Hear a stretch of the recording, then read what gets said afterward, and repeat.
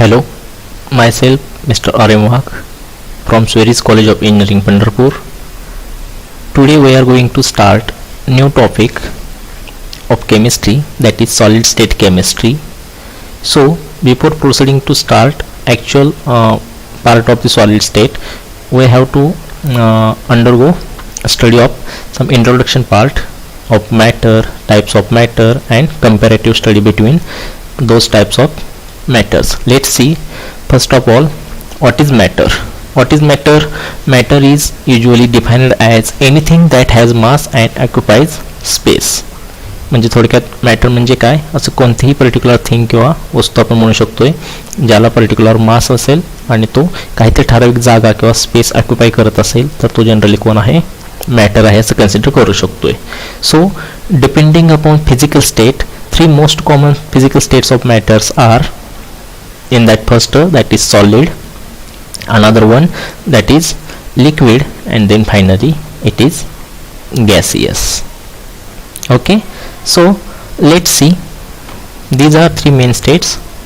One is a gaseous state, we are well known about this state. Gaseous, in that air, oxygen, carbon dioxide all comes under this category. Then next solid, and then next liquid. So let's see the comparative study between all these three main states of matter one by one, depending upon their different properties. Let's see, here is the comparative chart. First column properties, then solid, liquid, and gases. In the similar way we are going to study one by one up to 9 properties of matter. Okay, let's see first property, that is mass. In case of solid, the mass of a matter is definite, that is fixed. In case of liquid, it is also definite, and in case of gas, it will be definite in closed system. Okay, then next regarding shape of matter. In case of solid, the shape of solid is definite. In case of liquid, they does not have definite or fixed shape, but they have tendency or they acquire the shape of container. म्हणजे ज्या कंटेनरमध्ये आपण त्याला fill करणार आहे त्या कंटेनरचा shape acquire करायची tendency कोणाकडे असते, लिक्विडकडे असते. Similar in case of gas, if the system or the container in which gas is going to be filled, it is closed type, then gases also have tendency to acquire shape of that particular container, but in natural form they does not have fixed shape. Natural फॉर्ममध्ये त्यांना fix shape नाही आहे किंवा size नाही आहे किंवा व्हॉल्यूमसुद्धा त्यांचा काय होतो, कंटिन्युअसली चेंज होत राहतोय. Okay, next property here we will study, that is regarding volume. What is volume? Regarding volume, solid have definite volume, liquids also have definite volume, but gases they have indefinite volume. म्हणजे comparison जर आपण बघितलं तर solid लिक्विडला definite किंवा fix volume राहतो, परंतु गॅसेसचा volume काय होते, कंटिन्युअसली चेंज होतंय, that is they have indefinite volume. Okay, the next property here will see, that is compressibility. Compressibility म्हणजे आपण प्रेशराइज करून त्यांना किती कॉम्प्रेस करू शकतोय हे प्रॉपर्टीचा या ठिकाणी विचार करतोय आपण. ठीक आहे, तर regarding compressibility of solid, it is not possible to compress solid matter. Why? Because the reason behind that, the particles in solid are closely packed, so intermolecular space are very least, so compressibility is not possible. Okay, then next liquid. Regarding liquid, compressibility is also almost negligible. Liquid बाबतीमध्ये सुद्धा compressibility ही minimum आहे. का तर त्यांच्यामधील सुद्धा intermolecular space कसा असेल, low आहे किंवा काय म्हणू शकता सॉलिडपेक्षा थोडासा जास्त असेल. ठीक आहे, then next regarding compressibility of gases, they are highly compressible. गॅसेसचा विचार केला तर ते काय आहेत, हायली कॉम्प्रेसेबल आहेत. ठीक आहे, देन नेक्स्ट रिगार्डिंग फ्लुइडिटी, म्हणजे वाहण्याची क्षमताचा जर आपण विचार केला, सॉलिड्स फ्लुइडिटी नॉट पॉसिबल, म्हणजे सॉलिडला फ्लो होणे पॉसिबल नाही आहे, का तर त्यांची मोशन होत नाही आहे क्लोज पॅक पार्टिकल असल्यामुळे. Then next liquid, they can flow, और gas they can also flow.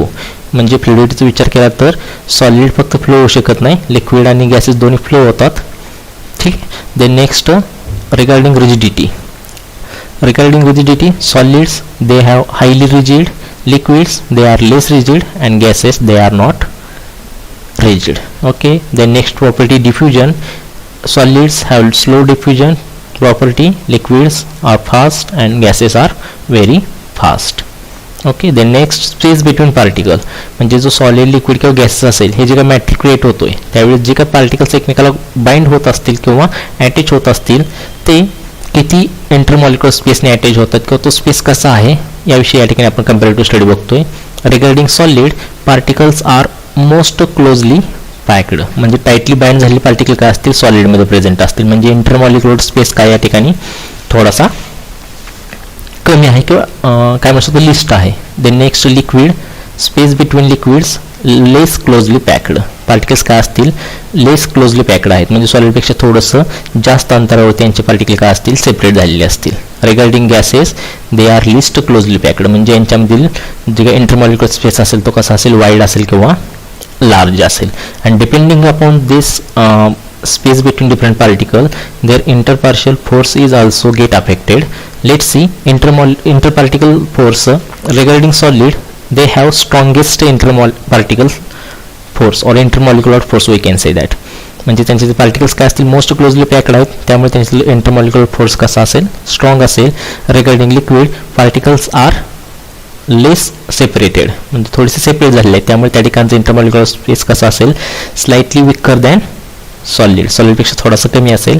In case of gas, particles are widely separated, so intermolecular और interparticle force is very less, that is negligible. Okay, this is the comparison between main states of matter.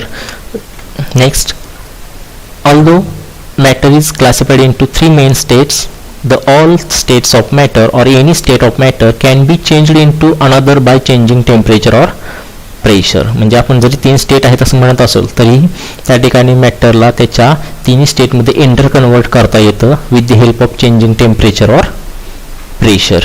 For example, suppose if solid, if we heat the solid it get convert into liquid. If we further on go heating, then liquid convert into gas, and in reverse manner, if we cool gas, it converted into liquid. If we cool liquid, it converted into solid. Means all three states are interconvertible with the help of changing temperature or pressure conditions. Okay, now let's see regarding solid, types of solids. Now there are two types of solids depending upon arrangement of constituent particle of solid.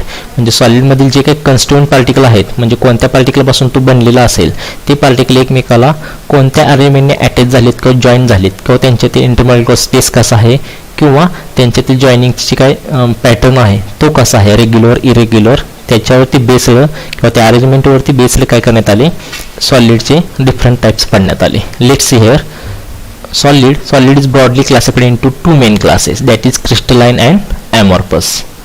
In crystalline, there are further it is classified as molecular, ionic, metallic or covalent solid. In molecular, which is further classified as polar, non-polar and hydrogen bond. This is in case of crystalline. And another solid main class, that is amorphous. म्हणजे सॉलिडचा विचार केला तर त्याचे दोन क्लासमध्ये अरेंजमेंटनुसार काय केलं जातं ते क्लासिफिकेशन करण्यात येतं. फर्स्ट आहे crystalline, another is amorphous. Let's see one by one. First of all, we see in case of structure of solid regarding crystalline solid. What are crystalline solid? Crystalline solids are present in well defined crystalline form, homogeneous with their atoms, molecules or ions arranged in certain definite pattern throughout 3D structure of crystal. म्हणजे crystalline solid म्हणजे आपण थोडक्यात काय म्हणू शकतोय, all those solids which are well defined in crystalline form, that is they have repeating regular arrangement of particles, atoms, molecules or ions or all those constituent from which they are made up. म्हणजे ज्या काय particle कन्स्टिट्युएंट पासून ते बनलेले आहेत त्यांची homogeneous वेल defined एका particular पॅटर्नमध्ये कंटिन्युअस अरेंजमेंट जर असेल ओव्हर अ लॉंग डिस्टन्स तर ते आपण काय म्हणतोय क्रिस्टलाइन सॉलिड आहे असं कन्सिडर करू शकतोय. Means what, solids substances are crystalline and the arrangement of particle in it is such that total intermolecular force of attraction is set at maximum. म्हणजे सॉलिडचा जर आपण विचार केला क्रिस्टलाइन फॉर्ममध्ये तर ते पार्टिकलची अरेंजमेंट ही कशी असेल तर ॲट इंटरमॉलिक्युलर फोर्सचा विचार केला तर तो कसा असणार आहे, मॅक्झिमम असणार आहे. म्हणजे त्यांच्यातील बॉन्डिंग कसं असेल, क्लोजली किंवा टाईटली पॅक्ड ॲटम मॉलिक्युल किंवा आयन्स असतील. ठीक आहे.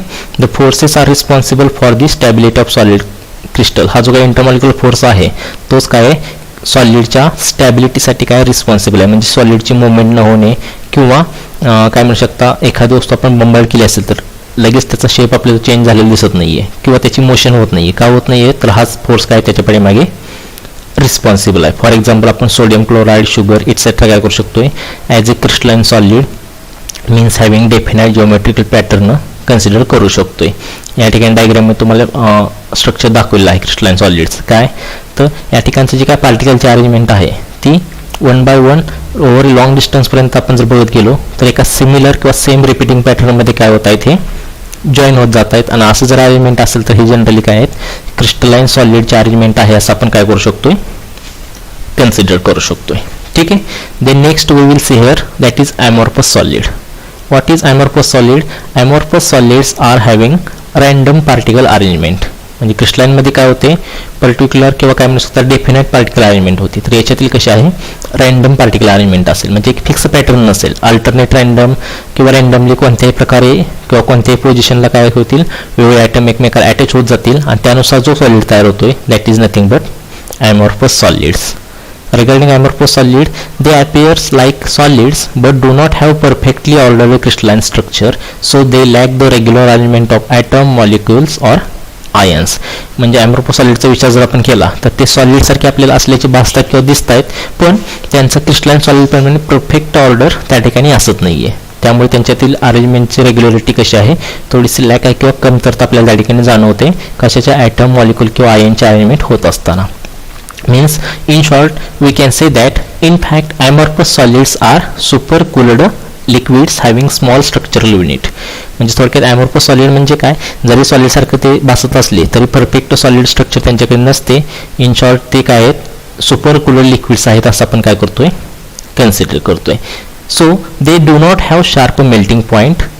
Therefore by increasing temperature it slowly softens, become less viscous and melt over a range of temperature. आता या ठिकाणी यांची अरेंजमेंट परफेक्ट किंवा रेग्युलर नसल्यामुळे या ठिकाणी काय ड्रॉबॅक होतोय तर त्यांचा मेल्टिंग पॉईंट आहे तो कसा असेल शार्प येत नाहीये. म्हणजे काय over A range of temperature ते काय करतात आपले मेल्टिंग पॉईंट दाखवतात. म्हणजे फॉर एक्झाम्पल एखादा आपण ॲमॉर्फस सॉलिड घेतला असेल आणि त्याला मेल्ट करायला सुरुवात जर केली तर स्लोली ते काय होतोय सॉफ्ट होत जाईल, थोडासा लेस विस्कच होईल आणि त्यानंतर एका पर्टिक्युलर रेंजमध्ये काय होईल तो मेल्ट केला जाईल. म्हणजे परफेक्ट किंवा शार्प मेल्टिंग पॉईंट आपल्याला या ठिकाणी भेटत नाहीये. तो in case of crystalline solid काय होत होता इझिली आपण ऑप्टेन करू शकत होतो. ठीक आहे. तर फॉर एक्झाम्पल ॲमॉर्फस सॉलिडचे आपण काय घेऊ शकतोय rubber, plastic, glass et cetera are the good example of amorphous solid. That is they does not have particular arrangement of a atom, molecule or ions. या डायग्राममध्ये या ठिकाणी आपल्याला दिसतोय काय तर ग्रीन किंवा पिंक कलरचे जो पार्टिकल जे ज्याप्रमाणे जॉईन झालेत त्या सेम पॅटर्नमध्ये त्याच्या पुढचे पार्टिकल जॉईन होत नाहीत. म्हणजे त्या ठिकाणी रँडमनेस आहे किंवा इरेग्युलरिटी त्या स्ट्रक्चरमध्ये आपल्याला काय होते दिसून येते. आणि असं इरेग्युलर स्ट्रक्चर असणारे सॉलिड जे असतील ते म्हणजे कोण असतील ॲमॉर्फस. म्हणजे crystalline solids are regular arrangement solids and amorphous म्हणजे काय इरेग्युलर अरेंजमेंट सॉलिड्स. ठीक आहे. Then next we will see here difference between crystalline solid and amorphous solid. Crystalline solid and amorphous solid मधील डिफरन्स आपण काय करतो या ठिकाणी बघणार आहे. ठीक आहे. तर काय याच्यामध्ये डिफरन्समध्ये पहिला point the constituent particles are arranged in definite repeating pattern. म्हणजे क्रिस्टलाइन सॉलिडचा विचार जर आपण केला तर त्याचे पार्टिकल काय आहेत एका डेफिनाइट रिपीटिंग पॅटर्नमध्ये काय होतात परत जॉईन होत आहेत. म्हणजे रेग्युलरिटी बघायला मिळते. तर ॲमॉर्फसमध्ये काय the constituent particles are not arranged in definite repeating pattern. ॲमॉर्फसमध्ये काय कन्स्टिट्युएंट पार्टिकल एका फिक्स पॅटर्नमध्ये किंवा रिपीटिंग पॅटर्नमध्ये काय होत नाहीत जॉईन होत नाहीत. ठीक आहे. Then next crystalline solids are true solids. True solids means they have regularity in their structure or definite structure, while amorphous solids these are supercooled liquids or pseudo solids. म्हणजे actually ते solids प्रमाणे दिसत आहेत पण solid प्रमाणे crystalline perfect structure त्यांच्यामध्ये असत नाहीये. ठीक आहे. The next difference here we will see crystalline solids they may or may not be isotropic. Crystalline सॉलिडचा विचार केला तर ते आयसोट्रॉपिक असू शकतील किंवा नाही. आयसोट्रॉपिक म्हणजे काय, त्यांच्या प्रॉपर्टी कंटिन्युअसली काय होत आहेत, वेगवेगळ्या भागामध्ये काय होतील आपल्याला चेंज होत गेल्याचं दिसतील, त्यामुळे त्यांना आपण असू शकतील किंवा नाही या कॅटेगरीत काय करतोय क्लासिफाय करतोय. पण ॲमॉर्फसमध्ये काय, they are isotropic like liquid. Isotropic म्हणजे काय, they have similarity in their properties over A range of structure. त्यांचं स्ट्रक्चरचं रेंज जे असेल तर त्याच्या विविध भागामध्ये प्रॉपर्टी काय होतात आपल्याला कॉन्स्टंट किंवा फिक्स राहिलेले काय होत आहेत बघायला मिळत आहेत. Okay, then next regarding crystalline solid they have sharp melting point. Crystalline सॉलिडमध्ये चौथा पॉईंट आपण बघतोय, they have sharp melting point. ॲमॉर्फसमध्ये काय, they have no sharp melting point. Melting point sharp नसण्याचं कारण काय, तर सेम तेच काय, इरेग्युलरिटी इन स्ट्रक्चरमध्ये इरेग्युलरिटी काय करते, त्याचा मेल्टिंग पॉईंट शार्प आपल्याला मिळत नाही. तो कसा मिळतोय, ओव्हर ए रेंज ऑफ टेम्परेचरच्या एका ठराविक रेंजमध्ये त्या ठिकाणी मेल्टिंग पॉईंट काय होतं आपल्याला ऑप्टेन होतोय. म्हणजे फिक्स व्हॅल्यू आपल्याला त्या ठिकाणी डायरेक्ट मिळत नाहीये. Okay, then next fifth difference point regarding crystalline solid, their heat of fusion is definite. Crystalline सॉलिडची हीट ऑफ फ्युजन जर बघितलं ती कशी आहे, डेफिनाइट आहे. तर अदर केसमध्ये ॲमॉर्फसची कशी असते, इनडेफिनाइट आहे, म्हणजे फिक्स हीट ऑफ फ्युजन त्या ठिकाणी असत नाही आहे. ओके, देन नेक्स्ट क्रिस्टलाइन सॉलिडचा नेक्स्ट डिफरन्स आपण बघितला काय, their physical property change with change in direction. Isotropic नाही म्हणण्याचं कारण हेच आहे काय, तर त्यांच्या फिजिकल प्रॉपर्टी काय होत आहेत, वेगवेगळ्या डायरेक्शनमध्ये आपण जर स्टडी केलं तर ते काय होतात, कंटिन्युअसली चेंज होत आहेत किंवा बदलत असतात. तर ॲमॉर्फसमध्ये काय, their physical property do not change in with change in direction. म्हणजे ते आयसोट्रॉपिक आहेत. आयसोट्रॉपिक म्हणजे काय, डिफरंट डायरेक्शनला आपण जर त्यांच्या प्रॉपर्टी चेक करत गेलो तर सगळीकडे काय होत आहेत, त्या आहे त्या कॉन्स्टंट राहतात किंवा त्यामध्ये काही बदल झालेला आपल्याला दिसत नाहीये. ठीक आहे, then next difference point that is 7, the intermolecular force of attraction are maximum. यांच्यातील intermolecular force of attraction maximum का, तर त्यांच्या स्ट्रक्चरमध्ये जो काय शेप किंवा जो काय स्पेस असेल तो कसा असणार आहे, फिक्स असणार किंवा डेफिनेट असेल ओव्हर ए रेंज ऑफ स्ट्रक्चरची किती रेंज किंवा लांबीवरती आपण चेक करत गेलो तर काय होतं, त्यांचा इंटरमॉलिक्युलर फोर्स जो आहे तो कसा असेल, मॅक्झिमम असल्याचं आपल्याला दिसून येते. तर ॲमॉर्फसमध्ये काय, the intermolecular force of attraction are minimum. याच्यातील पार्टिकलची अरेंजमेंट ही इरेग्युलर पॅटर्नमध्ये आहे, त्यामुळे इंटरमॉलिक्युलर फोर्स कसा असतोय, मिनिमम असेल. ओके, देन नेक्स्ट 8 नंबरचा पॉईंट आपण क्रिस्टलाइन सॉलिडमध्ये, they do not behave like fluids and do not float under gravity. ते फ्लुइड्सप्रमाणे रिएक्ट पण करत नाहीत. फ्लुइड्स म्हणजे काय, वाहणारे किंवा फ्लो होण्याची क्षमता असणारे. And they do not float under gravity. ते ग्रॅव्हिटीच्या अंडर काय होत नाही, फ्लोट पण होत नाहीयेत. ठीक आहे, तर त्याच्या उलट केसमध्ये ॲमॉर्फसमध्ये काय, they behave like fluids and slowly float under gravity. तर ॲमॉर्फस काय करतात, ॲज ए फ्लुइड म्हणून काय करतात, बिहेव करतात किंवा ग्रॅव्हिटीच्या अंडर जर आपण विचार केला तर ते काय फ्लोट होतात किंवा तरंगल्याचे आपल्याला काय होतात, दिसून येतात. ठीक आहे, क्रिस्टलाइन सॉलिडचं एक्झाम्पल आपण क्वार्ट्ज, डायमंड घेऊ शकतोय. ॲमॉर्फसमध्ये रबर, प्लास्टिक, ग्लास हे सगळं काय करतोय, एक्झाम्पल घेऊ शकतोय. क्रिस्टलाइन म्हणजे जनरली ट्रू सॉलिड, ॲमॉर्फस म्हणजे काय, सिल्वर सॉलिड असं आपण काय करतोय, कन्सिडर करतोय. ठीक आहे, then next here we will see next concept that is unit cell and crystal lattice. म्हणजे जो सॉलिड आहे तो सॉलिड बनत असताना जे काय त्याचं क्रिस्टलाइन स्ट्रक्चर आहे ते क्रिस्टलाइन स्ट्रक्चर म्हणजे तर आपण क्रिस्टल लॅटिस म्हणतोय ते कसं असेल किंवा तो बनत असताना त्यामध्ये जे काही छोटे युनिट्स येतात, युनिट सेल असतात, ते कोणकोणत्या टाईपचे असतात हे सगळं आपल्याला काय करायचं आहे, या पॉईंटमध्ये स्टडी करायचं आहे. ठीक आहे, तर आता सर्वात पहिल्यांदा आपण काय करतोय, क्रिस्टलाइन लॅटिसची डेफिनेशन बघतोय. What is crystal lattice? It is highly ordered 3-dimensional structure formed by its constituent atom, molecule or ions. Crystal lattice म्हणजे काय, थोडक्यात 3-dimensional रेग्युलर पॅटर्नमध्ये तयार होणारं स्ट्रक्चर जे ॲटम, मॉलिक्युल किंवा आयन्सपासून बनलेलं असेल. The constituent particles are represented by lattice point. या ठिकाणी जे काय आपण लॅटिस बघतोय त्यामध्ये जे जे पार्टिकल कोणत्या पोझिशनला प्रेझेंट आहेत ती पोझिशन ज्या ठिकाणी रिप्रेझेंट केली जाते त्या पोझिशनला काय म्हणायचं, लॅटिस पॉईंट असं कन्सिडर करायचं. The lattice points may be atom, ion or molecule. म्हणजे ज्यापासून लॅटिस बनलेला आहे मग तो ॲटमपासून बनलेला असेल, आयनपासून बनलेला असेल किंवा मॉलिक्युलपासून बनला असेल, त्या पर्टिक्युलर ॲटमची, आयनची किंवा मॉलिक्युलची जी काही पोझिशन असेल that is nothing but lattice point. म्हणजे क्रिस्टल लॅटिसचं लॅटिस पॉईंट जर काउंट विचारला तर हा MCQ सेट आपल्याला महत्त्वाचा क्वेश्चन आहे. काय, ज्या ठिकाणी तुम्हाला ॲटम, आयन किंवा मॉलिक्युल प्रेझेंट असलेले दिसतील त्या सगळ्या पोझिशनचा काउंट म्हणजेच काय आपल्याला जनरली त्याचा लॅटिस पॉईंट भेटतोय. इन शॉर्ट डेफिनेशन सांगायचं झाली क्रिस्टल लॅटिसची, it is nothing but array of point. Array म्हणजे काय, थोडक्यात जोडणी. वेगवेगळे पॉईंट जे असतील ॲटमचे, आयनचे किंवा मॉलिक्यूलचे, हे एका पर्टिक्युलर पॅटर्नमध्ये जोडले जात आहेत आणि ती जी काय आरे ऑफ पॉईंट आहे त्यालाच आपण काय म्हणतोय, क्रिस्टल लॅटिस म्हणतोय. ठीक आहे.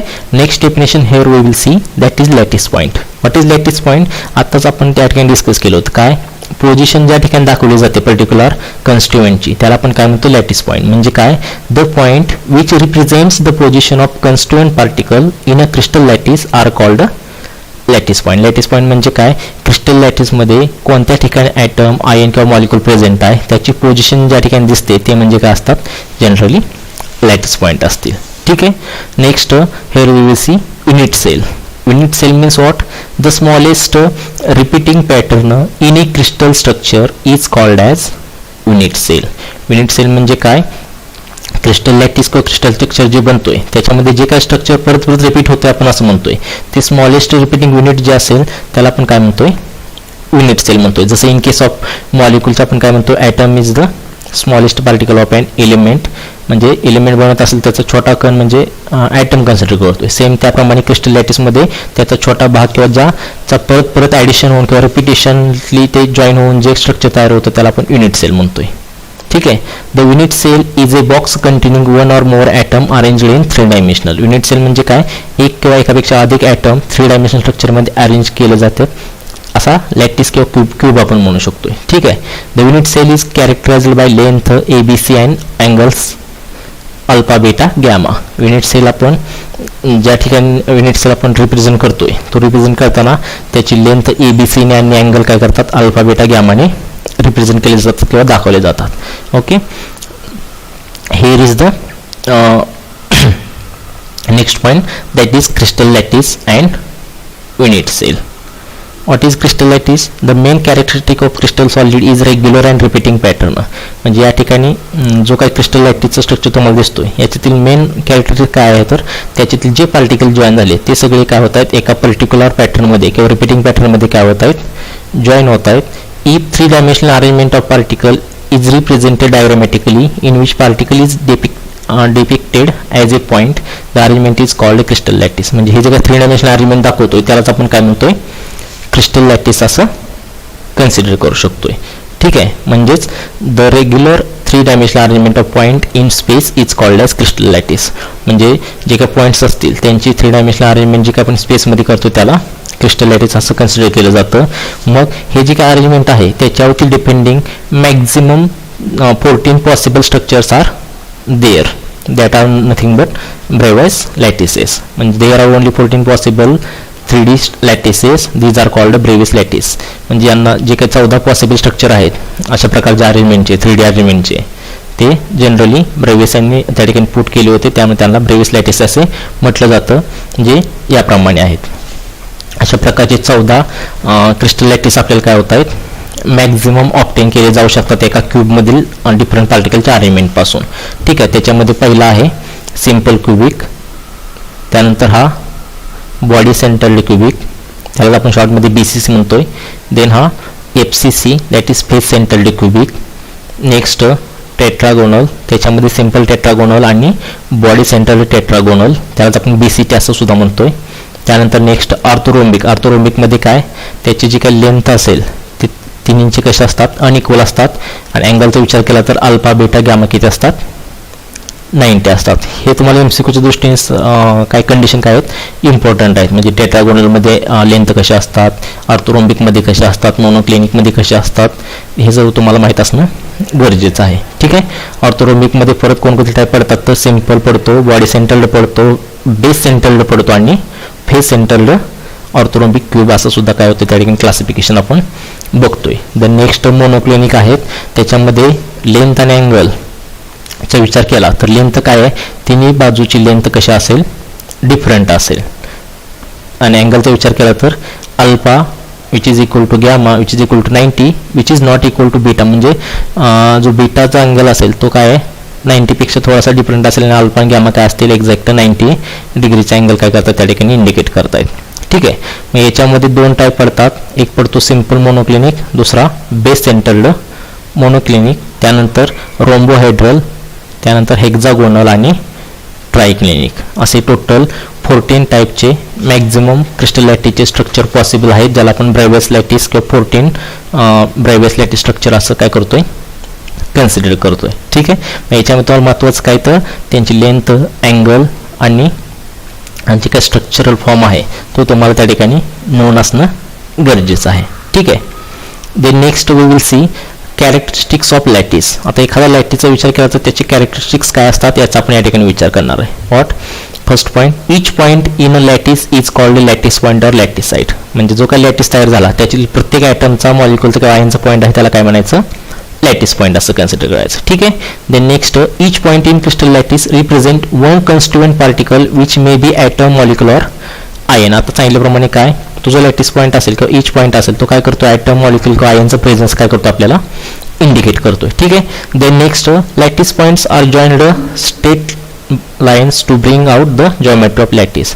थोडक्यात ह्या लॅटिस पॉईंटचं स्ट्रेट लाईन जॉईनिंग किंवा array of this points is nothing but crystal lattice. ठीक आहे. Then next, characteristics of unit lattice. तर युनिट सेल किंवा युनिट लॅटिसचं कॅरेक्टरिस्टिक्स आपण बघायला गेलो तर काय? Unit cell is characterised by. Unit सेलचा विचार, युनिट सेल म्हणजे काय? Smallest repeating unit of crystal lattice. Crystal lattice जो पूर्ण असेल त्याचा सगळ्यात छोटा जो भाग असेल जो परत परत रिपीट होऊन काय होतो? क्रिस्टल लॅटिस भेटतोय त्याला आपण काय म्हणतो? युनिट सेल म्हणतो. आणि त्याचं कॅरेक्टरिस्टिक जर बघितल्या तर काय? Its dimensions along the 3 edges ABC. म्हणजे याच्या डायमेन्शनचा विचार केला तर तिन्ही बाजू जे असतील त्या बाजू आपण काय करतो? ABC लेंथने दाखवतोय. These edges may or may not be mutually perpendicular. ह्या एजेस म्युच्युअली परपेंडिक्युलर असतील किंवा काही केसमध्ये असणार पण नाही आहेत. ठीक आहे. Then next, angles between these edges are alpha, beta and gamma. तर आता अल्फा म्हणजे कोणते? तर B आणि C या एजच्या बिटवीनचा जो काय अँगल असेल त्याला आपण अल्फा म्हणतोय. त्यानंतर A आणि C मध्ये असेल त्याला बीटा आणि A आणि B मध्ये असेल त्याला गॅमा असं कन्सिडर करतोय. Thus a unit cell is characterised by 6 parameter in that 3 that is A, B, C are length and alpha, beta, gamma are angles. Okay. Then next, here we will see some basic types of crystal lattice. काही आता generally 14 प्रकारचे lattice found होतात जसं आपण म्हणतोय. त्याच्यातील एक most common 3 टाईपचे लॅटिस जे आहेत ते आपण या ठिकाणी काय करणार आहे? स्टडी करणार आहे, जे आपल्या एक्झामच्या दृष्टीने थोडेसे काय आहेत? इम्पॉर्टंट आहेत. त्यातील पहिला type that is simple cubic crystal that is SC. त्यालाच आपण प्रिमिटिव्ह सेल सुद्धा काय करतोय? कन्सिडर करतोय. ठीक आहे. तर याच्यामध्ये काय सांगितलंय? This is the type of crystal lattice in which lattice points are only at the 8 corners of unit cell. या ठिकाणी डायग्राम दाखवली आहे बॉटमला. काय तर हा क्रिस्टल लॅटिसचा असा टाईप आहे ज्याच्या फक्त कॉर्नरला ॲटम प्रेझेंट असतील. म्हणजे त्याच्या फेस असेल, त्याचं सेंटर असेल, या ठिकाणी कोणताही ॲटम प्रेझेंट नाही आहे. म्हणजे the type of crystal lattice in which lattice point म्हणजे काय? ज्या ठिकाणी ॲटम आहे ती पोझिशन दाखवणारी जागा म्हणजे काय असतो? लॅटिस पॉईंट असतो. आणि या ठिकाणी जर डायग्रामात बघितलं तर रेड कलरने तुम्हाला लॅटिस पॉईंट दाखवले आहेत जे ऑलरेडी काय आहेत? फक्त त्याच्या कॉर्नरला प्रेझेंट आहेत. ठीक आहे. It is an example of equal length आणि इक्वल अँगल. हे काय? इक्वल लेंथ आणि इक्वल अँगलचं एक्झाम्पल आहे. म्हणजे काय? याच्यातील all sides are equal that is A is equal to B which is equal to C and angle alpha is equal to beta which is equal to gamma. या डायग्राममध्ये दाखवलेला आहे. काय तर याचा A आणि B आणि C या तिन्ही अँगलचा किंवा काय म्हणू शकता लेंथचा विचार केला तर तिन्ही कसे आहेत? इक्वल असतील. आणि ॲज वेल ॲज त्यांच्यामधील जो B आणि C मधील किंवा A आणि B मधील किंवा C आणि A मधील जे काही अँगल आहेत ते तिन्ही डायरेक्शनच्या अँगलचा विचार केला तर ते सगळे कसे आहेत? इक्वल आहेत. जे नियर अबाउट किती 90 डिग्री फाउंड होतात. फॉर एक्झाम्पल याचा एक्झाम्पलचा विचार केला तर यामध्ये एक्झाम्पल कोणते आहेत? NaCl, KCl, polonium metal etcetera shows this type of simple cubic crystal system. म्हणजे यांची जर पार्टिक्युलर अरेंजमेंट जर आपण बघितली क्रिस्टल लॅटिसची तर या प्रकारचा युनिट सेल काय होतो? आपल्याला त्यामध्ये फाउंड होतोय. ठीक आहे. आता या स्ट्रक्चरमध्ये विचार जर करायला गेलो तर आपल्याला आणखी महत्त्वाचं काय? In the structure and atom situated at any corner of each unit cell shared by total of 8 unit cell. म्हणजे यातील कोणताही ॲटम घेतला तर तो जो पूर्ण लॅटिसमध्ये आहे तो जवळपास काय होतोय?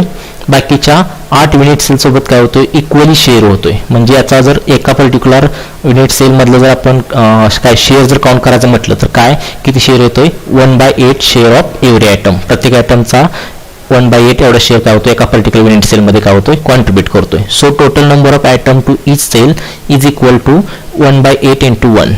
म्हणजे या ठिकाणी एक ॲटमचा विचार केला तर तो 8 जणांसोबत काय होतो इक्वली शेअर होतोय किंवा 8 काय म्हणू शकतो युनिट सेलसोबत शेअर होतोय. म्हणजे त्याचा number of atom per unit cell जर काढा गेलो आपण तर किती येतोय 1/8 × 1 which is equal to 1 atom per unit cell. एका युनिट सेलला एक ॲटम प्रेझेंट आहे असं आपण कन्सिडर करतोय. हा MCQ साठी महत्त्वाचा क्वेश्चन आहे. Number of atoms in simple cubic cell असं जर विचारलं तर 1 ॲटम पर युनिट सेल असं आपल्याला या ठिकाणी आन्सर असेल. देन नेक्स्ट त्याचा कोऑर्डिनेशन नंबर म्हणजे काय नेबरिंग ॲटम किती येत आहेत किंवा नेबरिंग युनिट सेलमधील किती पार्टिकल्स एकमेकाला काय म्हणू शकता शेजारी किंवा लगतच्या बाजूला प्रेझेंट असतील तो म्हणजे काय असेल त्याचा कोऑर्डिनेशन नंबर असेल. आणि तो सिम्पलमध्ये नियर अबाउट किती फाउंड होतोय 6 म्हणजे 6 नेबरिंग ॲटम त्या ठिकाणी प्रेझेंट असतील.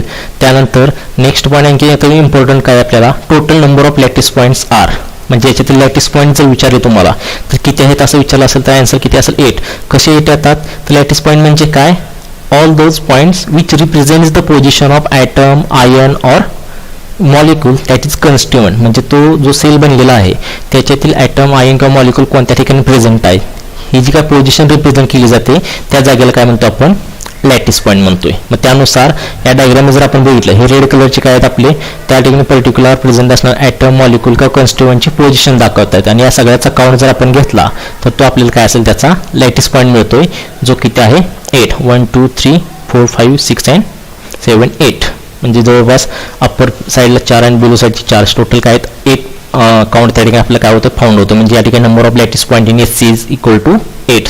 सिम्पल क्युबिकमध्ये 8 लॅटिस पॉईंट कोऑर्डिनेशन नंबर 6 आहे आणि नंबर ऑफ ॲटम्स किती आहेत 1 आहेत. ठीक आहे.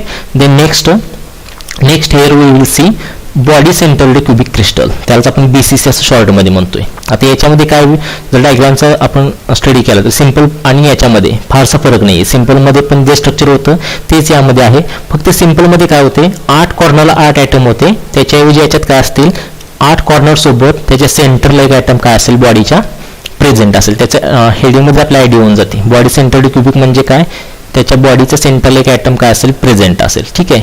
म्हणजे त्या ठिकाणी काय सांगू शकतोय this is a type of crystal lattice in which lattice points are at the 8 corners of unit cell along with 1 at the centre of the body.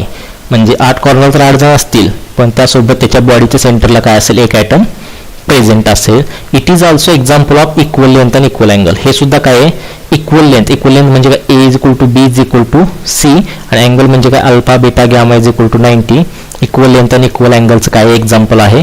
For example या प्रकारचा लॅटिस कोणामध्ये बघायला भेटतो असं जर आपण एक्झाम्पलचा विचार केला तर काय लिथियम सोडियम पोटॅशियम क्रोमियम किंवा व्हॅनेडियम किंवा काय म्हणतात टंगस्टन असेल आयर्न असेल हे सर्व काय होत आहेत या प्रकारचे क्युबिक लॅटिस किंवा क्युबिक स्ट्रक्चर काय करतात इंडिकेट करतात किंवा दाखवत आहेत. ठीक आहे. आता या स्ट्रक्चरमध्ये जर आपण नंबर ऑफ ॲटमचा विचार करायला गेलो तर पहिला आपण काय सांगू शकतो in the structure and atom situated at any corner of each unit is shared by total of 8 unit cell. म्हणजे सेम सिम्पल प्रमाणे यात तेच आहे काय कोणताही ॲटम घेतला तर तो जवळपास बाजूच्या 8 युनिट सेल सोबत काय होतो इक्वली शेअर करतो. म्हणजे 8 पैकी जर एका सेलमधला आपला काउंट घ्यायचा झाला तर किती 1/8 एवढा काउंट आपल्याला काय होतो एका ॲटमचा भाग भेटतोय. ठीक आहे. त्यानंतर बट म्हणजे त्यानुसार जर आपण शेअर ऑफ ॲटम काढले तर किती येत आहेत सेम सिम्पल प्रमाणे 1/8 × 1 दॅट इज इक्वल टू 1.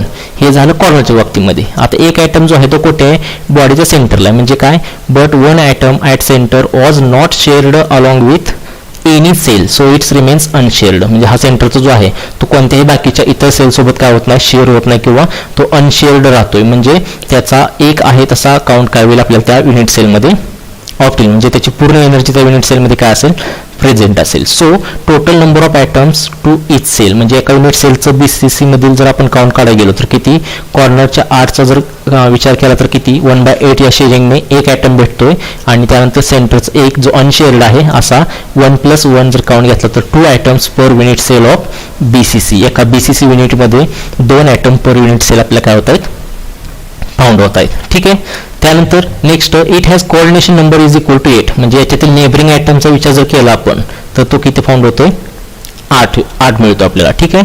त्यानंतर total number of lattice point. आता लॅटिस पॉईंट ही कॉमन गोष्ट आहे. काय लॅटिस पॉईंट म्हणजे तुम्हाला फक्त पोझिशन ज्या ठिकाणी दिसते ते सगळे काउंट काय करायचे, कॅल्क्युलेट करायचे. आणि या ठिकाणी जर आपण घेतलं कॉर्नरचे 8 आणि सेंटरचे एक 9 म्हणजे 9 पोझिशन दिसत आहेत, म्हणजे लॅटिस पॉईंट सुद्धा किती आहेत, 9. त्या ठिकाणी त्याचा आन्सर असेल. म्हणजे या ठिकाणी इम्पॉर्टंट एमसीक्यूसाठी काय याचे एक्झाम्पल माहीत असणं गरजेचं आहे. It is an example of equal length and equal angle. त्यानंतर number of atoms per unit cell are equal to 2, coordination number equal to 8 आणि लॅटिस पॉईंट किती आहेत, 9 आहेत. ठीक आहे. हा झाला सेकंड क्रिस्टल लॅटिसचा टाईप. त्यानंतर थर्ड आपण या ठिकाणी बघूया, that is face centred crystal, that is FCC. आता याच्यामध्ये काय दिसून येतं, डायग्रामचा जर आपण स्टडी केला तर सिम्पल, त्यानंतर बॉडी सेंटर्ड आणि फेस सेंटर्ड तिन्हीचा क्युबिक लॅटिस किंवा क्युबिक स्ट्रक्चर सिमिलर आहे. तिन्हीमध्येही कॉर्नरला ॲटम होते, सिम्पलमध्ये होते, बॉडीमध्ये होते आणि FCC मध्ये पण आहेत. पण सिम्पलमध्ये फक्त कॉर्नरला असायचे, बॉडी सेंटरमध्ये corner plus body of the centre, आणि फेसमध्ये काय असतील, along with corner in the each face of the cube. प्रत्येक क्यूबच्या फेसमध्ये काय असेल, एक आयटम असेल. हेडिंगवरती आपला आयडिया येते. फेस सेंटर्ड म्हणजे काय, त्याच्या प्रत्येक फेसमध्ये एक आयटमचं काय असेल, सेंटर त्या ठिकाणी प्रेझेंट असणार आहे. ठीक आहे. म्हणजेच काय, this is the type of crystal lattice in which lattice points are at the 8 corners of unit cell along with 1 atom at the centre of each face. म्हणजे याच्या डायग्रामचा जर विचार केला तर आपण काय, त्याच्या कॉर्नरला जो येलो कलरने आपण दाखवले ते 8 तर आहेत, पण त्यासोबत काय प्रत्येक फेसला म्हणजे प्रत्येक बाजूला काय एक ॲटम त्या ठिकाणी सेंटर करून प्रेझेंट आहे. ठीक आहे. म्हणजे इट इज ऑल्सो एज, आता याचा क्यूब आणि सिम्पलचा क्यूबचा विचार केला तर दोन्ही सिमिलर आहेत. म्हणजे it is also an example of equal length आणि इक्वल अँगल. हे सुद्धा काय आहे, इक्वल लेंथ आणि इक्वल अँगलचे एक्झाम्पल आहे. म्हणजे लेंथ ABC सारखी असेल, अल्फा बीटा गॅमा सारखे असतील, जे जवळपास किती असतात, 90 डिग्री असतात. ठीक आहे. आता याचा एक्झाम्पलचा विचार केला म्हणजे अशा प्रकारचा लॅटिस कोणामध्ये आढळतो, तर जनरली यामध्ये गोल्ड, कॉपर किंवा सिल्वर असेल, किंवा iridium, lead, nickel, platinum etcetera are the some examples of FCC. Face centred cubic हे काही एक्झाम्पल काय आहेत या ठिकाणी प्रेझेंट आहेत. आता नेक्स्ट पॉईंट आपल्याला या ठिकाणी राहतो काय, नंबर ऑफ आयटम्स किती आहेत ते काउंट करणे. ते काउंट करताना सेम सिम्पल प्रमाणे यामध्ये काय असतील, जे 8 कॉर्नरला 8 आयटम आहेत ते काय होणार आहेत, इक्वली बाकीच्या 8 युनिट सेल सोबत काय होतो, एक आयटम इक्वली शेअर होतो. म्हणजे 1/8 फक्त आपल्याला काय होतं, याच्यातील काउंट त्या ठिकाणी ऑप्टेन होतोय. आणि त्यानुसार कॉर्नरचा विचार केला तर एका युनिट सेलमध्ये किती आयटम येतात आपल्याला, 1/8 × 1 दॅट इज इक्वल टू 1. म्हणजे एक ॲटम आपल्याला कॉर्नरमधून एका युनिट सेलमध्ये भेटतोय. But atoms present at face centre are 6. पण प्रत्येक बाजूमध्ये एक, याप्रमाणे 6 बाजूमध्ये 6 आयटम त्या ठिकाणी प्रेझेंट आहेत. आणि त्यांचा विचार केला तर ते इक्वली दोन्ही साईडला काय होत आहेत, शेअर होत आहेत. Means but atom present at face center are 6 in which each atom shared equally in both side. दोन्ही बाजूला तो काय होतोय, इक्वली म्हणजे अर्धा अर्धा, फ्रंट साईडला अर्धा, बॅक साईडला अर्धा, याप्रमाणे काय होतोय, इक्वली शेअर होतोय किंवा कॉन्ट्रीब्यूट केला जातोय. म्हणजे त्याची जर आपल्याला एका आयटम मध्ये काउंट काढायचं असेल तर टोटल आयटम किती आहेत, 6. दोन बाजूला डिवाइड होत आहेत म्हणजे 6/2 which is equal to 3. So total number of atom present in FCC are 1 कुठला जो काय म्हणू शकता, कॉर्नर मधील 1 असेल 1/8 शेअरिंगचा, प्लस 3 म्हणजे कोण, हे जे काय 6 बाजूमध्ये प्रेझेंट असतील ते काय आहेत, इक्वली शेअर होतात. म्हणजे 6/2 केला आपण तर 1 + 3 इट इज इक्वल टू 4. म्हणजे number of atoms in FCC असा जर क्वेश्चन असेल तर किती असतील, 4 आयटम्स पर युनिट सेल. त्यानंतर याचा कोऑर्डिनेशनचा विचार केला. कोऑर्डिनेशन नंबर म्हणजे काय म्हटलं, नेबरिंग काउंट, म्हणजे त्याचे नेबरिंग किती आयटम आहेत त्याचा काउंट घेणे म्हणजे जनरली काय कोऑर्डिनेशन नंबर आहे. आणि त्यानुसार FCCचा काउंट किती आहे, 12. म्हणजे coordination number of FCC is equal to 12. आणि लॅटिस पॉईंटचा विचार केला तर काय, all positions representing atom, molecule or ion. अशा सगळ्या पोझिशन ज्या ठिकाणी ॲटम, मॉलिक्युल का आयन रिप्रेझेंट करतोय त्या सगळ्या आपण काय करतोय, FCC मध्ये कन्सिडर करू शकतो. आणि त्या किती आहेत तर या येलो ज्या 8 कॉर्नरला आहेत त्या 8 प्लस प्रत्येक बाजूच्या 6 म्हणजे 8 + 6 इक्वल टू 14. म्हणजे लॅटिस पॉईंट किती आहे त्या ठिकाणी 14 आहेत असं आपण कन्सिडर करू शकतो. म्हणजे याचं सुद्धा MCQ साठी काय तुम्हाला एक्झाम्पल माहीत असणं गरजेचं आहे. लेंथचा आणि अँगलचा विचार केला तर इक्वल असतात. त्यानंतर जे काय नंबर ऑफ आयटम प्रेझेंटचं काउंट जर आपण बघितलं तर किती आहे, 4 आहे. कोऑर्डिनेशन नंबर 12 येतोय आणि लॅटिस पॉईंट किती येत आहेत, 14 येत आहेत. ठीक आहे. हे काही बेसिक क्युबिक लॅटिसचे टाईप्स आपण म्हणू शकतो जे एक्झामसाठी आपल्याला थोडेसे काय आहेत, इम्पॉर्टंट आहेत. आणि त्यातील महत्त्वाचा काय भाग आहे तो आपण या ठिकाणी बघितलेला आहे. ठीक आहे. देन नेक्स्ट जर नंबर ऑफ आयटमचा काउंटचा आपण एक चार्ट स्वरूपात जर स्टडी बघायचं म्हटलं तर काय सिंपल क्यूबिक कॉर्नरचे किती भेटत आहेत 1, सेंटरला त्यातून कोणी आयटम नसतोय, फेसमध्ये कोणी नाही आहे, त्यामुळे नंबर ऑफ आयटम किती भेटत आहेत 1 भेटतोय. आणि यामध्ये volume occupied by particle by percent wise हे जर आपण विचार केला तर सिंपलमध्ये किती असतात 52.4% इतकं व्हॉल्यूम काय केलं जातं पार्टिकलने ऑक्युपाय केलं जातं. देन नेक्स्ट बॉडी सेंटर्डमध्ये त्याच्या कॉर्नरला 8 असतात, त्यांचं कॉन्ट्रीब्युशनचा विचार केला तर एक आयटम एका युनिट सेलला भेटतोय. त्यानंतर बॉडी सेंटरला एक असतोय जो टोटली अनशेअर्ड आहे, म्हणजे कॉर्नरचा 1 आणि सेंटरचा 1 + 1 = 2. नंबर ऑफ आयटम्स किती भेटत आहेत 2 भेटत आहेत. व्हॉल्यूम ऑक्युपाईड बाय पार्टिकलचं पर्सेंटेज जर बघितलं तर किती आहे 68% आहे. त्यानंतर फेस सेंटरच्या कॉर्नरला 8 आयटम असतील, त्यांचं कॉन्ट्रीब्युशनचा विचार केला तर एक आयटम पर युनिट सेल भेटतोय. त्यानंतर सेंटरला बॉडीचा कोणता आयटम नाहीये, पण फेसमध्ये किती असतात 6 असतात, जे इक्वली दोन्ही बाजूला काय होतात शेअर केले जातात. त्यानुसार 3 फेसेसला 6 आयटम जे आहेत ते आपल्याला किती मिळतील इक्वली शेअर केल्यामुळे 3 आयटम पर युनिट सेल काय होतात आपल्याला ऑप्टेन होत आहेत. आणि याचा काउंट जर घेतला कॉर्नर प्लस फेस तर नंबर ऑफ आयटम्स किती भेटत आहेत 4. व्हॉल्यूम ऑक्युपाईड बाय पार्टिकलचा विचार केला तर 74% इतका व्हॉल्यूम काय केला जातो ऑक्युपाय केला जातो. आणि याच्यावर याचप्रमाणे काय तर depending upon crystal classes or axis system there are 7 crystal system is present in that. Let's see 1 by 1. Cubic crystal त्याचा आपण लेंथ आणि अँगलचा विचार केला तर लेंथ कशी असते A = B which is equal to C, म्हणजे इक्वल लेंथचं एक्झाम्पल आहे क्युबिक. त्यानंतर अँगलचा विचार केला तर alpha beta gamma is equal to 90. Alpha beta gamma equal असतील जे किती असतात 90 डिग्री असतात. त्यानंतर क्रिस्टल सिस्टीम दुसरी जर विचार केला तर आपण कोणती टेट्रागोनलमध्ये काय लेंथचा विचार केला तर A is equal to B but it is not equal to C, म्हणजे A आणि B दोन्ही लेंथ कशा असतील सारखे असतील, पण C थोडीशी काय असेल त्यांच्यापेक्षा डिफरंट असेल. अँगलचा विचार केला तर इक्वल अँगल असतील जे 90 डिग्री असतात. त्यानंतर हेक्झागोनलमध्ये पण जवळपास टेट्रागोनलप्रमाणे सेम काय त्याची लेंथ जी असेल A आणि B सारखे असतील, C डिफरंट असेल.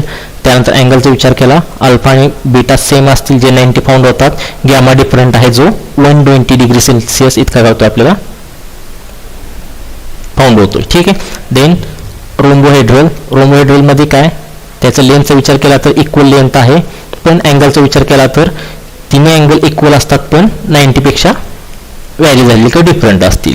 त्यानंतर ऑर्थोरोम्बिकमध्ये काय A is not equal to B which is not equal to C, म्हणजे अनइक्वल लेंथ त्या ठिकाणी आपल्याला बघायला भेटते. त्यानंतर त्याचा अँगलचा विचार केला तर तिन्ही अँगल सेम असतील जे किती असतील 90 डिग्री असतील. नेक्स्ट मोनोक्लिनिकमध्ये तिन्ही लेंथ जे असतील ते कसे असतील अनइक्वल असतील. अँगलचा विचार केला तर अल्फा आणि गॅमा 90 असतो, बीटा फक्त काय असेल ऑदर दॅन दी 90पेक्षा काय व्हॅरी झालेला किंवा चेंज झालेला त्या ठिकाणी आपल्याला काय होतोय ऑब्झर्व होतोय. आणि last crystal system that is ट्रायक्लिनिकमध्ये काय बघायला मिळतो आपल्याला A is not equal to B which is not equal to C, म्हणजे याचे तिन्ही लेंथ जे कसे असतील अनइक्वल असतील. आणि अँगलचा विचार केला तर ते सुद्धा कसे आहेत अनइक्वल आहेत, विच इज अनइक्वल दॅन 90. तिन्ही अँगल अनइक्वल असतील आणि जे 90पेक्षा कसे असतील वेगळे असतील. ठीक आहे. It is called as 7 crystal system. म्हणजे या ठिकाणी 2 चार्ट्स MCQसाठी आपल्याला फारशा महत्त्वाचे आहेत असं आपण कन्सिडर करू शकतोय. म्हणजे नंबर ऑफ आयटम्स किती आहेत, व्हॉल्यूम ऑक्युपाईड बाय पर्सेंटेज किती आहे प्रत्येक क्लासनुसार. त्यानंतर 7 सिस्टमचा विचार केला तर लेंथ कशी असते, अँगल कसा असतोय हे आपल्याला या ठिकाणी काय आहे MCQसाठी माहीत असणं गरजेचं आहे. ठीक आहे.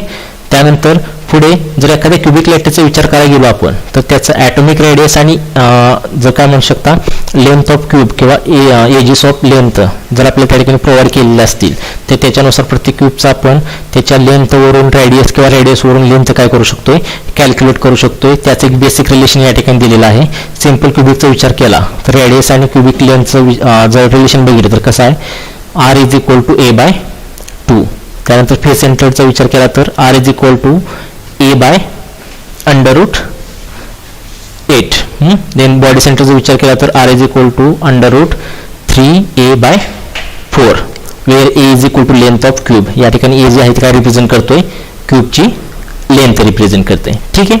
त्यानंतर नेक्स्ट पुढचा पॉईंट आपण बघतो या ठिकाणी इम्परफेक्शन इन सॉलिड, म्हणजे जे आपण काय म्हणू शकतो परफेक्ट सॉलिड किंवा डेफिनेट स्ट्रक्चर सॉलिड आहे असं आपण कन्सिडर करतोय. पण काही केसमध्ये जर त्यात काही इम्प्युरिटी असतील किंवा इरेग्युलरिटी सुद्धा आपल्याला काय होतात बघायला मिळतात, त्यालाच आपण इम्परफेक्शन इन सॉलिड असं कन्सिडर करतोय. काय सांगितलं यामध्ये Point defects are irregularity or deviation from ideal arrangement around a point or an atom in crystal substance, where the line defects are irregularity or deviation from ideal arrangement in entire row of the lattice.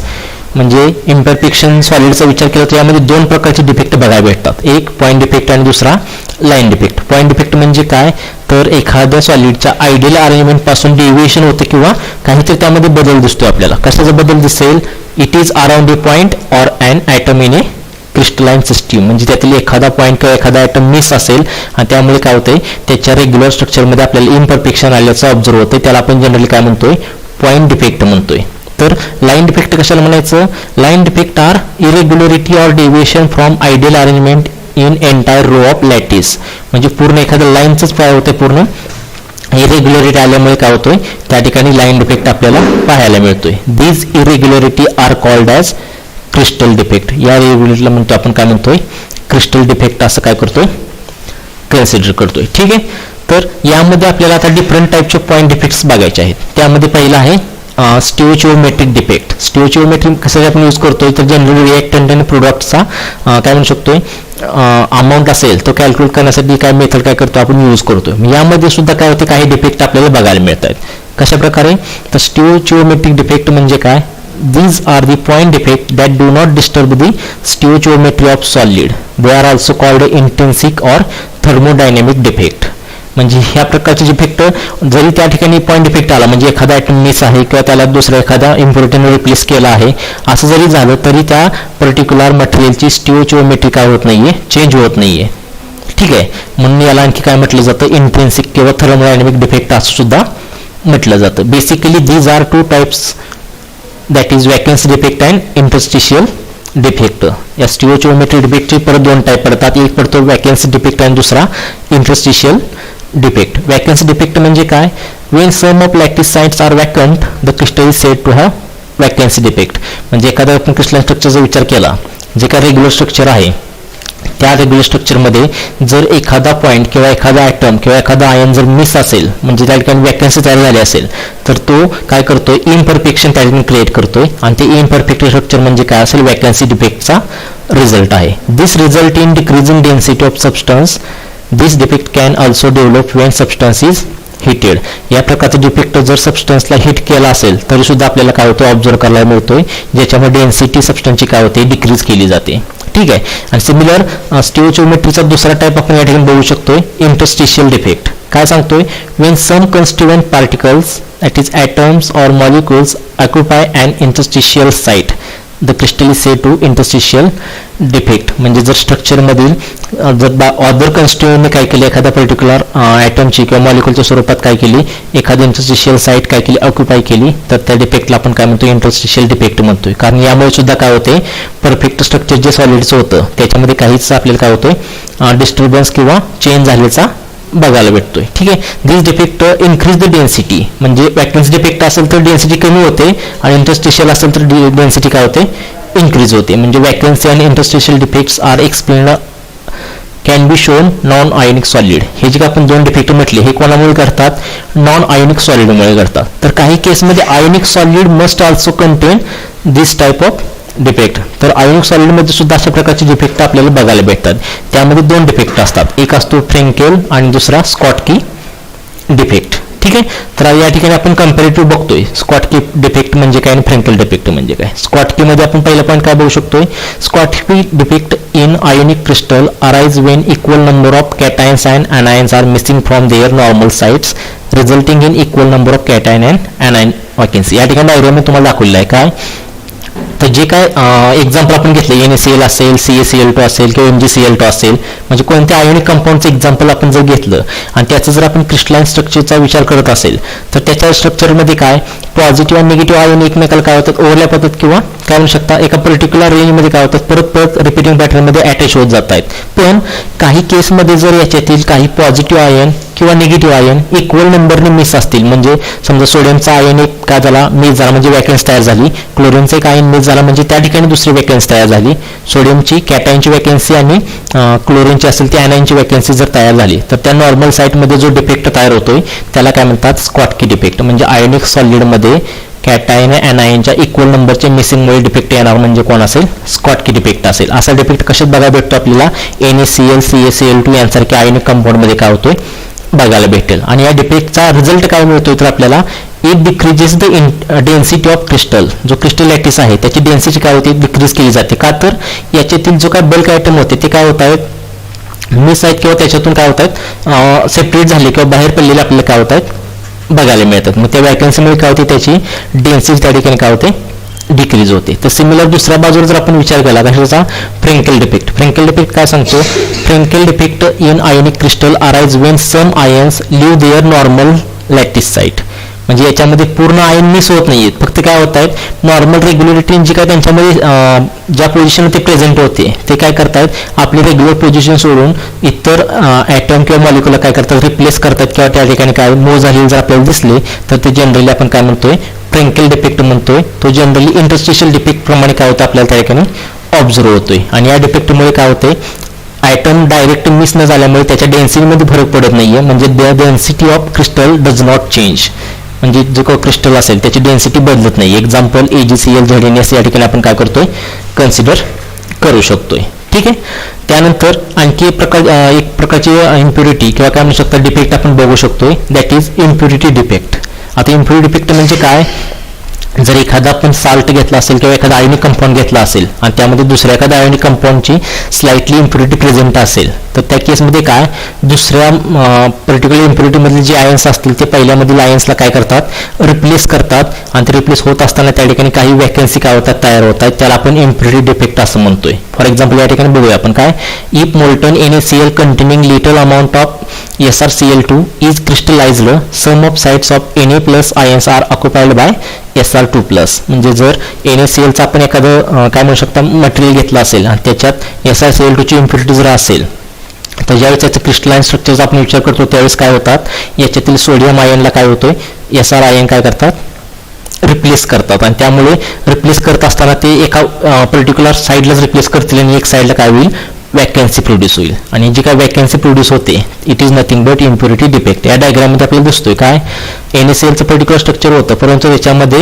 SrCl2ची impurity आल्यामुळे काय झालं त्याच्यातील सोडियमचे 2 ion replace झाले आणि त्यापैकी एकाच पोझिशनला काय झाला Srचं आयनला आपलं स्वतःला ऑक्युपाय केलं आणि एका पोझिशनला काय झाली वॅकन्सी तयार झाली. आणि वॅकन्सी म्हणजेच काय इरेग्युलरिटी आहे स्ट्रक्चरमध्ये, त्याला आपण इम्प्युरिटी डिफेक्ट असं म्हणू शकतोय. ठीक आहे. नेक्स्ट पॉईंट आपण या ठिकाणी बघतोय that is semiconductor. What is semiconductor, crystalline material that has conductivity between conductor and insulator. म्हणजे असं क्रिस्टलाइन मटेरियलचा टाईप जो काय त्या ठिकाणी कंडक्टर आणि इन्सुलेटर याच्या इन बिटवीनचं काम करतोय. म्हणजे इनिशियल स्टेट किंवा नॉर्मल रूम टेम्परेचर तो काय असतोय इन्सुलेटर असतोय, पण जर आपण त्याचं टेम्परेचर इन्क्रीज करत गेलो तर त्याचं व्हॅलन्स बँडमधून कंडक्शन बँडमध्ये काय होतं इलेक्ट्रॉन्स मूव्ह होतात आणि त्याच्यामुळे तो कंडक्टर म्हणून काम करायला सुरुवात करतोय. म्हणजे तो ॲज ए इन्सुलेटर आणि ॲज ए कंडक्टर दोन्हीचं काम कोण करतोय सेमी कंडक्टर करतोय ॲट ए पर्टिक्युलर कंडिशन. ज्या पर्टिक्युलर कंडिशन असतील त्यानुसार तो काही वेळेस कंडक्टर काही वेळेस इन्सुलेटर म्हणून काय होतोय ऍक्टिव्ह होतोय. ठीक आहे. तर आता याच्यामध्ये विचार केला तर काय the energy gap between conduction band and valence band is moderate. म्हणजे आता कंडक्शन बँड आणि व्हॅलन्स बँडचं आपण या ठिकाणी डायग्राममध्ये दाखवलेला आहे. जो काही गॅप असेल कंडक्शन आणि व्हॅलन्स बँडमधील तो कसा आहे थोडासा मॉडरेट आहे किंवा काय म्हणू शकता लेस आहे. जर आपण इन्सुलेटरचा विचार केला तर तो कसा असतो लार्ज असतोय. कंडक्टरचा विचार केला तर लिस्ट आहे आणि याचा विचार केला तर कसा आहे तो मॉडरेट आहे. Availability of few number of 3 electrons in conduction band is responsible for electrical conductivity. आता सेमी कंडक्टर सुरुवातीला इन्सुलेटर असं आपण म्हणतोय पण परत कंडक्टर आहे. कशामुळे कंडक्टर होतोय तर जे काय फ्री इलेक्ट्रॉन्स त्या ठिकाणी कंडक्शन बँडमध्ये अवेलेबल आहेत ते काय करतात इलेक्ट्रिकल कंडक्टिव्हिटी कॅरी करण्याचं त्या ठिकाणी काय करतायत काम करतायत. ठीक आहे. तर conductivity of semi conductor increase as temperature increase. जसं टेम्परेचर वाढेल तसं इलेक्ट्रॉनची एनर्जी वाढेल आणि एक्साइटेड इलेक्ट्रॉन्स काय करतात व्हॅलन्स बँडमधून कंडक्शन बँडमध्ये फ्लो होतील आणि त्यामुळे त्या ठिकाणी करंट कॅरी करायची क्षमता त्याची काय होते इन्क्रीज केली जाते. म्हणजे टेम्परेचर वाढलं तर त्याची कंडक्शनची कॅपॅसिटी सुद्धा काय होते इन्क्रीज होते. यानुसार सेमीकंडक्टरचे 2 टाइप्स पडतात इंट्रिन्सिक सेमीकंडक्टर आणि एक्सट्रिन्सिक सेमीकंडक्टर. त्यामध्ये एक्सट्रिन्सिकचे परत 2 पडतात एन टाईप आणि पी टाईप.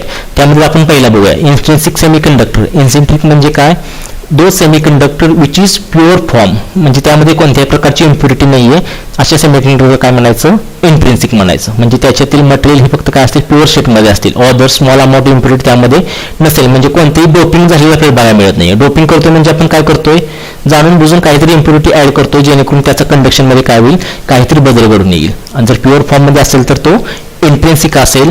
त्या केसमध्ये त्याची कंडक्टिव्हिटीचा विचार केला तर कशी आहे, ओनली स्लाइट आहे, म्हणजे एकदम लिस्ट अमाऊंटमध्ये त्याचं कंडक्शन त्या ठिकाणी करण्याची क्षमता असते त्याच्याकडे.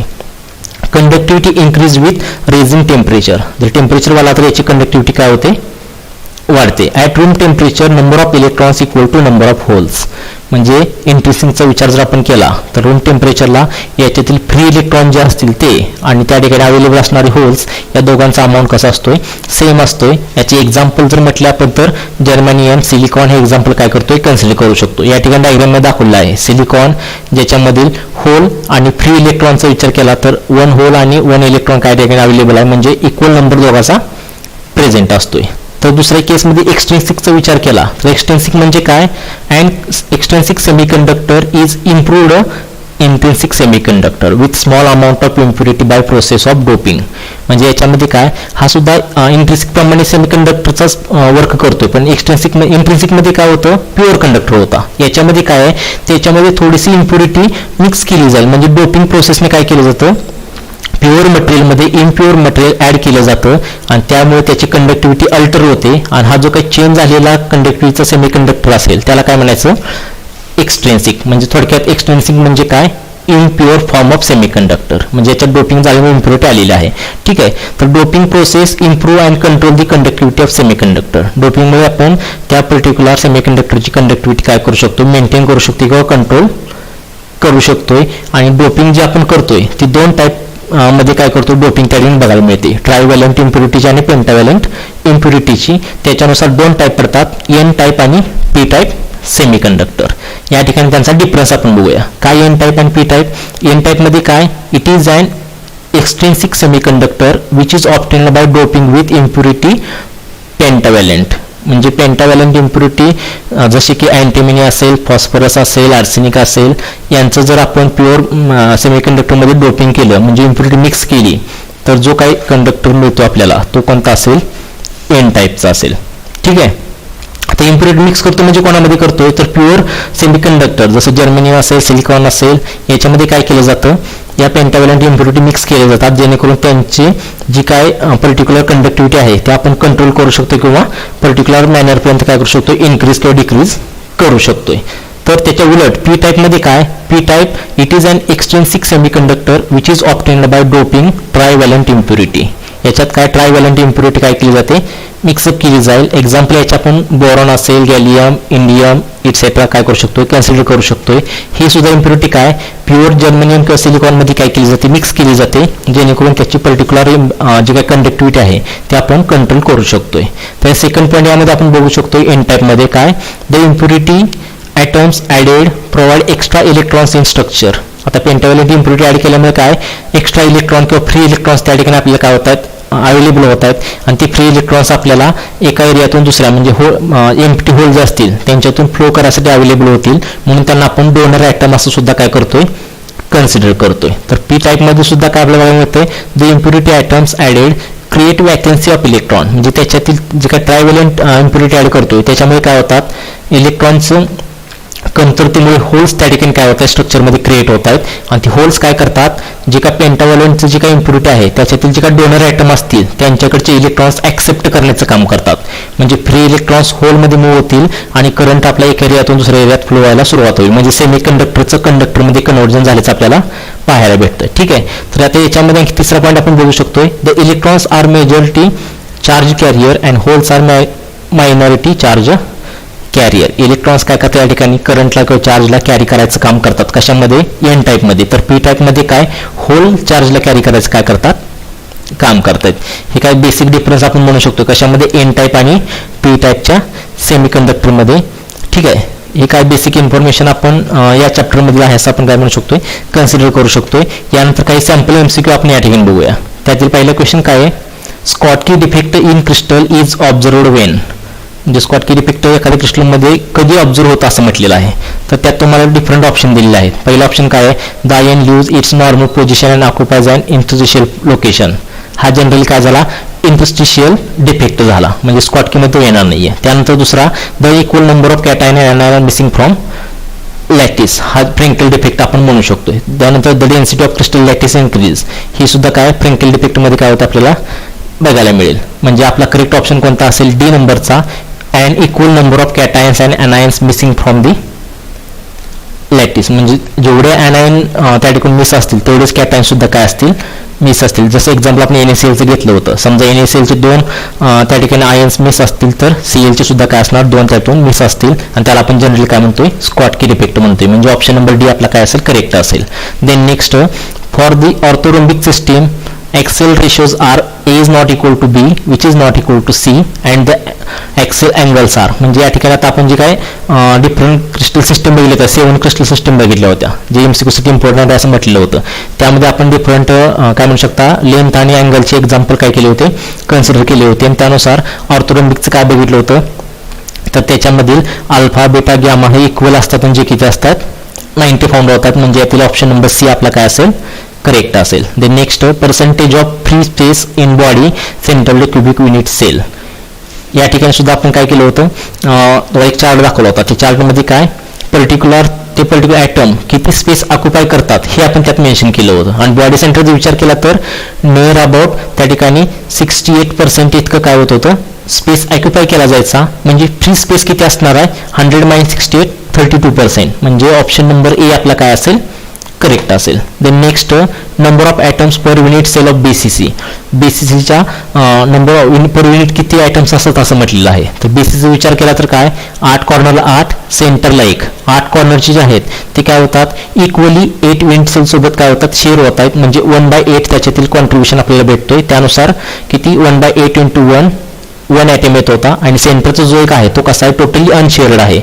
म्हणजे 1 + 1 म्हणजे total number of atoms per unit of BCC is equal to 2. म्हणजे ऑप्शन नंबर बी आपला काय असेल, करेक्ट असेल. त्यानंतर relationship between atomic radius and edge length of body central unit cell, हे सुद्धा आपण या ठिकाणी बघितलं होतं. काय, जे ॲटॉमिक रेडियस असेल आणि त्या ठिकाणी जी बॉडीची क्यूब लेंथ आहे, या दोघांचं रिलेशन दिले होते. आणि त्या रिलेशननुसार BCC विचार केला तर ते किती आहे, R is equal to √3/4 × A. म्हणजे ऑप्शन नंबर सी आपला काय असेल, करेक्ट असेल. Then next, to get n-type doped semiconductor, the impurity to be added to silicon should have the following number of valence electron.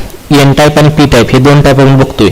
त्यानंतर p-type मध्ये आपण काय करतोय, ट्रायव्हॅलेंट इम्प्युरिटी वापरतोय. n-type मध्ये काय वापरतोय, पेंटाव्हॅलेंट वापरतोय. पेंटाव्हॅलेंट म्हणजे जवळपास 5 इलेक्ट्रॉन्स किंवा 5 इलेक्ट्रॉनची व्हॅलन्स त्या ठिकाणी काय आपल्याला अवेलेबल असणं गरजेचं आहे. म्हणजे ऑप्शन नंबर सी आपला काय असेल, करेक्ट असेल. Then next, density of crystal remains unchanged as a result of. Crystal लॅटिसची डेन्सिटी काही फरक पडत नाही असं कशामध्ये घडतं असं विचारलंय. ते जनरली आपण फ्रँकेल डिफेक्टमध्ये काय केलं आहे, स्टडी केलेलं आहे. म्हणजे ऑप्शन नंबर सी आपला काय असेल, करेक्ट असेल. काय सांगतो तो डिफेक्ट, तर त्याच्यातील फक्त ॲटम किंवा आयन जे असतील ते एकमेकाला काय करतील, रिप्लेस करतील, मिस आउट होत नाहीत किंवा बाहेर पडत नाहीत. त्यामुळे त्याच्या डेन्सिटीमध्ये कोणताही फरक पडणार नाहीये. ठीक आहे.